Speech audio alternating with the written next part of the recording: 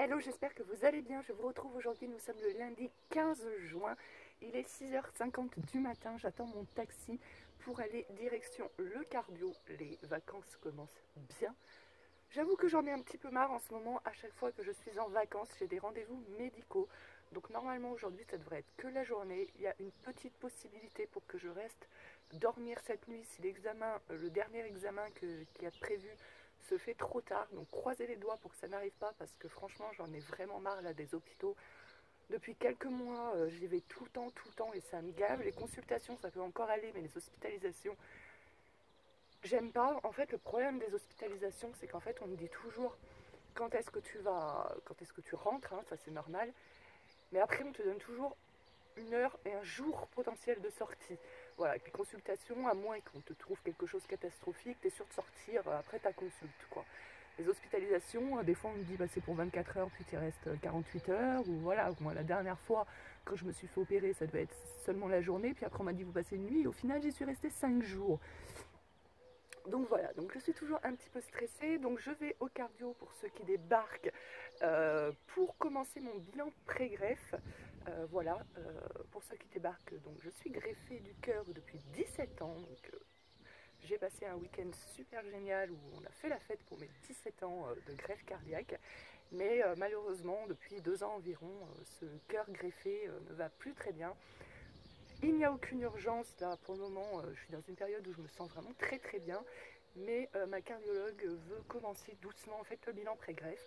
Donc je pense que je vous ferai des vidéos à chaque fois que je vais à des examens pour mes bilans pré-greffe parce que je pense que ça peut intéresser. J'ai souvent des questions sur les greffes, comment ça se passe et pourquoi je suis greffée, patati et patata. Donc du coup voilà, donc aujourd'hui j'ai un scanner du corps tout entier. En fait on fait un bilan pré-greffe, c'est un peu un check-up en fait complet, parce que pour que tu sois mis sur liste d'attente, pour que tu sois éligible à une greffe, il faut s'assurer que derrière ça il n'y ait pas d'autres maladies en fait qui puissent être contradictoires pour une greffe. Donc là ce matin j'ai un scanner du corps tout entier, c'est pour qu'on vérifie s'il n'y a pas de tumeur quelque part. J'ai une écho abdo, échographie du ventre. J'ai une grosse prise de sang et un cathé droit. Alors ça, j'ai jamais eu. Cathé droit, apparemment, c'est comme un cathéter quand vous avez des perfusions, mais là, ça remonte plus dans le bras et jusqu'au cœur pour voir les pressions du cœur.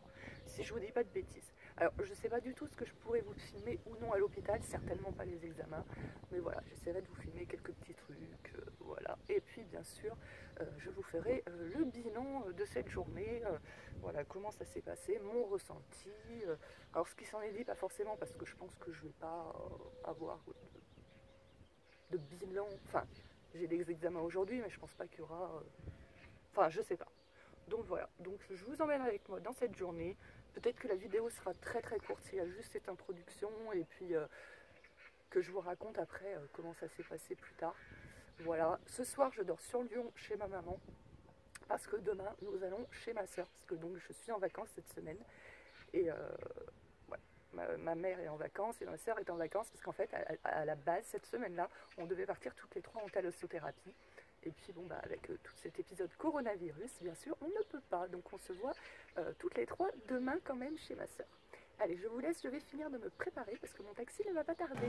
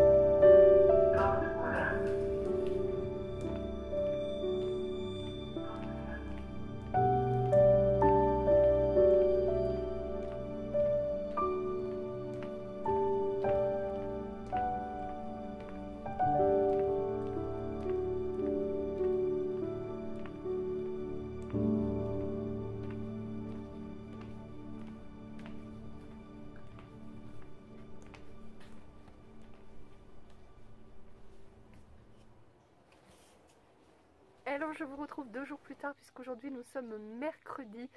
Donc nous vous retrouvons mercredi pour conclure ce vlog. Donc voilà, mes examens à l'hôpital se sont bien passés. Enfin, les examens en eux-mêmes se sont bien passés. Mais j'étais dans un service où le matin, infirmier, c'était un homme. Normalement les hommes infirmiers j'aime bien parce que je les trouve vachement plus doux, plus gentils que les femmes. Mais alors là pas du tout. Quand je l'ai vu qui rentrait dans ma chambre au début je me suis dit chouette, un homme et tout. Mais en fait laisse tomber quoi. Il était vraiment pas sympathique et tout, voilà. Donc en fait j'ai été hospitalisée, donc moi ma cardiologue je l'ai vue au téléphone, elle m'avait dit tout le programme, elle m'avait dit vous rentrez à 8h30 le matin, vous ressortirez le soir. On n'a jamais de date exacte de sortie parce que voilà, c'est comme ça à l'hôpital, hein, on ne sait jamais exactement quand est-ce qu'on doit sortir, mais en tous les cas je devais sortir en fin de journée. Ma cardiologue m'avait tout expliqué, mais elle m'avait dit qu'il n'y avait plus de place en hôpital de jour, donc j'étais dans un service normal, donc moi ça me pose pas de problème en soi. Et voilà, et j'arrive le matin, je sais pas si c'était un problème de communication ou autre, mais en tout cas infirmier comme aide-soignante n'était pas du tout au courant que je devais sortir le soir, etc. Donc moi ça m'a stressée, j'ai chouigné, mais alors toute la matinée et tout, l'après-midi ça allait un peu mieux. J'ai chouigné toute la matinée parce qu'on me disait mais non, vous êtes dans un service d'hospitalisation, ici on passe une nuit minimum, si vous aviez dû sortir, si vous deviez sortir ce soir, vous auriez été hospitalisé en hôpital de jour, patati patata. Alors que je leur disais mais moi j'ai eu ma cardiologue au téléphone, elle m'a dit ça alors que c'est même pas moi qui ai demandé, hein.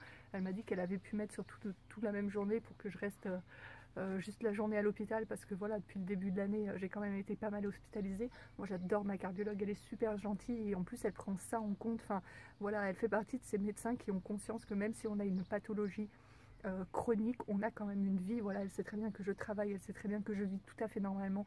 Elle savait très bien que cette semaine-là j'étais en vacances, donc elle savait très bien que potentiellement j'avais prévu de faire des choses cette semaine.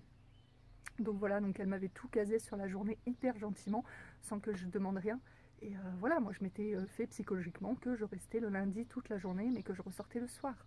Mais je ne sais pas pourquoi l'équipe du matin ne voulait pas entendre ça. Non, non, vous êtes hospitalisé dans un service d'hospitalisation, vous passerez une nuit. De toute façon, vous avez un examen qui est prévu demain, alors que moi sur mon planning c'était écrit qu'il était prévu à 16h.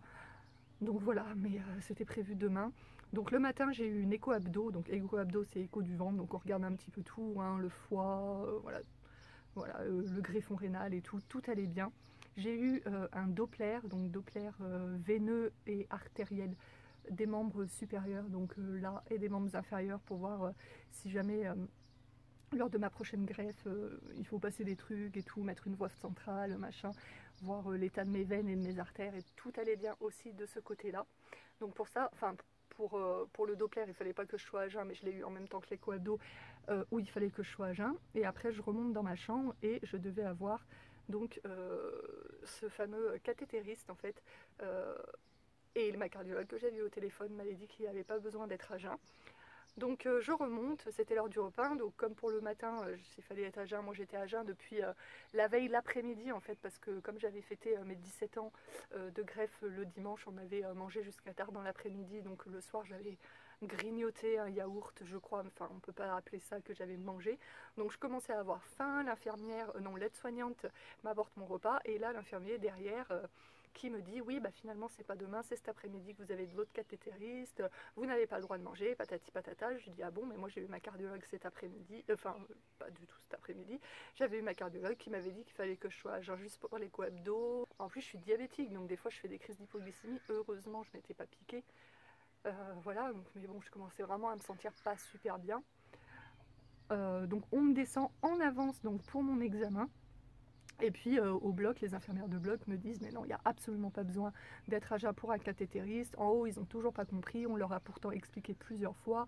C'est pas pareil qu'une coronarographie. La coronarographie, vous passez dans les artères et en plus vous injectez de l'iode. Donc pour ça, il faut être à jeun. Et encore que, même parfois, le médecin du bloc, il dit qu'il n'y a pas vraiment besoin d'être à jeun pour une coro.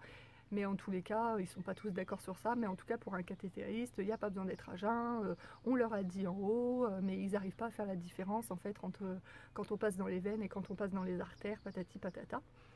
Donc elle me dit, bah, en remontant, vous leur redites que cathétériste, il n'y a pas besoin d'être à jeun. Donc je remonte, c'était maintenant l'équipe de l'après-midi, donc il n'y avait plus celui qui m'avait privé de repas à midi. Donc qui elle, c'était une infirmière l'après-midi, donc voilà, donc je lui dis tout à fait gentiment parce qu'elle y était absolument pour rien. Donc je lui dis comme ça, bon, en bas ils m'ont dit de vous rappeler que pour un cathétérisme, il n'y a pas besoin d'être à jeun, nanana. Elle me fait mais oui, on le sait, en plus on nous l'a redit il n'y a pas longtemps, etc. Je fais ah bon, bah votre collègue du matin, il a rien voulu savoir, pourtant je lui ai dit que ma cardiologue que j'avais eu au téléphone m'avait expliqué ça aussi, et il n'a pas voulu me croire et tout. Elle me fait oh mais enfin, on nous a réexpliqué ça il n'y a pas longtemps et tout. Bref, bon, après j'ai eu mon repas et j'en suis pas morte, hein, mais bon, c'était pas très agréable d'être à jeun au bloc. Mais en fait, c'est parti de là parce qu'au bloc, mon ventre il arrêtait pas de faire des bruits, mais énormes, tellement il gargouillait. Et l'infirmière de bloc m'a dit, mais vous avez faim? Et donc j'ai expliqué que j'étais à jeun depuis la veille dans l'après-midi. Et donc c'est de là qu'après elle m'a redit qu'il n'y avait pas besoin d'être à jeun en fait. Voilà, donc ensuite je devais avoir un scanner de tout le corps entier, donc des pieds à la tête. Là c'est pour rechercher s'il n'y avait pas de tumeur quelque part, parce que si vous avez une tumeur quelque part, vous ne pouvez pas être éligible à la greffe, hein, parce que je rappelle que c'était un bilan pré-greffe en fait, enfin un début de bilan pré-greffe qu'on me faisait lundi. Donc voilà, donc l'infirmière de l'après-midi vient pour me poser un cathéter parce que vous avez des scanners avec ou sans injection, et avec injection en fait on voit mieux. Elle commence à me piquer, à essayer de me poser le cathéter 3 fois la veine pète, elle m'a fait super mal, etc. Donc elle me fait bon bah je vais appeler mon collègue pour qu'il vienne vous piquer. Je lui dis non. Franchement c'est très très rare que je dise ça, mais là j'ai dit non, c'est bon, ils se débrouilleront en bas, ils feront sans injection, mais moi je veux plus qu'on me touche, j'en ai marre. Enfin j'arrêtais pas de pleurer quoi, j'en avais marre en fait. Il y avait la douleur, mais il y avait aussi le stress, enfin il y avait plein de trucs quoi. Et je dis non, maintenant on arrête. Enfin voilà, j'estime qu'en tant que patient, on a quand même droit, enfin c'est encore une fois, je l'ai déjà dit dans d'autres vidéos, mais c'est notre santé, c'est notre vie, et si on a envie qu'on arrête de s'acharner sur nous, enfin on devrait être en droit de le faire. Et elle m'a dit ok, bah, je vais voir avec le médecin. Et comme encore une fois, enfin je la connais, ma cardiologue, et, voilà, elle est très très sympa, très respectueuse de ses patients, etc. Donc elle est venue dans ma chambre, elle m'a dit vous voulez qu'on arrête? Je fais oui, non là ça fait 3 fois, c'est bon. Et puis voilà, c'était un scanner de contrôle, on ne cherchait pas particulièrement quelque chose. Donc elle m'a dit ok, on fera sans injection, il n'y a aucun souci, on ne s'acharne pas. Voilà, il y a des infirmières. Et on a fait sans injection. Et donc je vais vous insérer une photo là maintenant. Et vous verrez un truc noir dans mon cerveau qui est entouré. Et en fait c'est un trou dans mon cerveau. Donc ce trou, nous l'avons découvert il y a 17-18 ans lors de mon premier bilan pour ma première greffe cardiaque. Et en fait ce qui s'est passé, c'est quand je suis née, pour ceux qui ne connaissent pas mon histoire, je suis née donc un 30 novembre 1982 à 1h du matin. Et voilà, c'était en 1982, donc à cette époque-là, les échographies, c'était pas ce que c'était aujourd'hui, etc. Donc je suis née, et toute la nuit, ma mère me trouvait bleue en fait. Donc elle a appelé les infirmières qui disaient que j'avais froid, donc elle me rajoutait des couvertures. Et le matin, quand le pédiatre est passé, elle a dit non, il y a quelque chose qui va pas. Donc j'ai été emmenée avec le SAMU à l'hôpital cardiologique de Bron, où on m'a fait des examens pour savoir exactement ce qui clochait. On savait que ça venait du cœur, mais après il faut savoir quelle pathologie c'est, etc. Et on m'a fait un cathétériste, et en fait il y a une bulle d'air qui m'est remontée jusqu'au cerveau, et j'ai fait des crises d'épilepsie jusqu'à l'âge de 6 ans à cause de ça. Et en fait on a découvert que ça détruit en fait une partie de mon cerveau, mais par chance en fait je venais juste de naître, et quand on vient juste de naître, notre cerveau il n'est pas encore formé, et en fait mon cerveau s'est formé tout autour de ce trou en fait. Et heureusement, parce que si ça avait été fait à quelques mois de vie et que mon cerveau avait été fait, bah, j'aurais été un légume clairement, car comme vous avez pu voir sur la photo, c'est quand même assez gros. Donc voilà, donc du coup mon mari a décrété qu'il me manquait une case, la case de la méchanceté, parce qu'il trouve que je suis trop gentille avec les gens, que je pardonne trop, que j'ouvre trop ma porte à tout le monde, etc. Donc lui, ça le gaffe, enfin, il considère ça comme un défaut parce qu'apparemment je suis gentille dans l'extrême. Il y en a d'autres qui m'ont dit que c'était une case qui appuyait sur mon cortex de cuculapraline parce que je suis trop cuculapraline, etc. Voilà, donc depuis lundi, j'ai droit à des tas de petites blagues très gentilles de mon entourage. Voilà. Donc voilà, mais sinon à part ça, je n'ai aucune tumeur. Voilà. C'est vrai que j'avais un petit peu peur, j'avoue que j'appréhendais un petit peu, mais je n'ai aucune tumeur. Donc je suis très contente, j'appréhendais parce que voilà, moi maintenant ça fait donc 17 ans que je suis greffée, que je prends des immunosuppresseurs, et en fait les immunosuppresseurs favorisent l'apparition de cancer, donc c'est pour ça que j'avais un petit peu peur. Voilà. Donc du coup ma cardiologue a dit que pour le moment, vu que je me sentais toujours bien, je ne suis pas essoufflée, rien du tout, je suis de nouveau un peu anémiée, donc on m'a remis de l'EPO. Mais à part ça, sinon, vu que je me sens très bien depuis la pose du stent, je ne suis pas essoufflée ni rien du tout. Je devais la revoir le 21 juillet. Elle m'a dit on repousse au 22 septembre. En décembre, on refait une coronarographie pour voir où ça en est au niveau des artères. Sauf si je ne me sens pas bien avant ça, on avancera, mais si je me sens toujours aussi bien, donc on fait ça au mois de décembre. Et à ce moment-là, suivant les résultats, on verra si on continue le bilan pré-greffe ou si on l'arrête pour le moment. Donc croisons les doigts pour qu'il n'y ait pas besoin de le continuer. Voilà, écoutez, ce vlog est à présent terminé. Aujourd'hui, je devais vlogger aussi ma journée, mais je me suis fait pirater mon compte Amazon, donc j'ai eu des commandes et des sommes prélevées sur mon compte, donc j'ai dû m'occuper de ça toute la matinée. Maintenant, c'est réglé. Normalement, je dois être remboursée sous 3 jours, hein, à vérifier bien évidemment, mais normalement, je dois être remboursée sous 3 jours. Mais donc du coup, j'ai rien vlogué, donc il n'y aura pas de vlog aujourd'hui, mais je pense qu'il y aura un vlog demain parce que je vais chez le coiffeur. Voilà. Donc on verra ça. En tout cas, je vous laisse parce que j'ai vraiment très mal au bras depuis que je vous parle comme ceci. N'hésitez pas à commenter cette vidéo, à la liker, à vous abonner à ma chaîne si ce n'est pas encore fait. N'oublie pas de cliquer sur la petite cloche pour recevoir toutes les notifications. Je te fais d'énormes bisous et on se retrouve très prochainement dans une nouvelle vidéo. Ciao!